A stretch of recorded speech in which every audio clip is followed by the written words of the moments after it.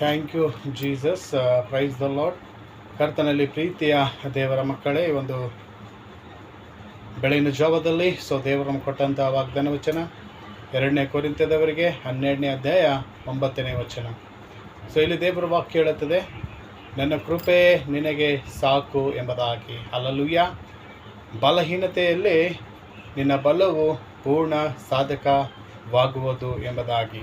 ಹೌದು, ಕರ್ತನಲ್ಲಿ ಪ್ರೀತಿಯ ದೇವರ ಮಕ್ಕಳೇ, ಒಂದು ಸಮಯದಲ್ಲಿ ದೇವರ ವಾಕ್ಯ ನಿನಗೆ ಹೇಳುತ್ತದೆ, ನೀ ಯಾವ ಒಂದು ಪರಿಸ್ಥಿತಿಯಲ್ಲಿ ನಿನ್ನ ಬಲಹೀನತೆಯಲ್ಲಿ ಇವತ್ತು ನೀ ಇದ್ದಿದೆಯೋ, ದೇವರ ವಾಕ್ಯ ಹೇಳುತ್ತದೆ, ನನ್ನ ಕೃಪೆ ನಿನಗೆ ಸಾಕು. ಇವತ್ತು ನಿನ್ನ ಪರಿಸ್ಥಿತಿಯಲ್ಲಿ ನೀನು ಬಲಹೀನನಾಗಿ ಇವತ್ತು ನೀನು ಬಾಧೆ ಪಡ್ತಾ ಇದ್ದರೆ, ಆ ಬಲಹೀನತೆ ನಿನಗೆ ಬಲ ಕೊಡುವಂಥದ್ದಾಗಿದೆ. ಆ ಬಲಹೀನತೆಯಲ್ಲಿ ನಿನ್ನ ಬಲ ಪೂರ್ಣ ಸಾರ್ಥಕವಾಗುವಂಥದ್ದಾಗಿದೆ. ಅದಕ್ಕೆ ದೇವರ ವಾಕ್ಯ ಹೇಳುತ್ತದೆ, ನನ್ನ ಕೃಪೆ ನಿನಗೆ ಸಾಕು ಎಂಬುದಾಗಿ. ಹಲ್ಲೆಲೂಯಾ.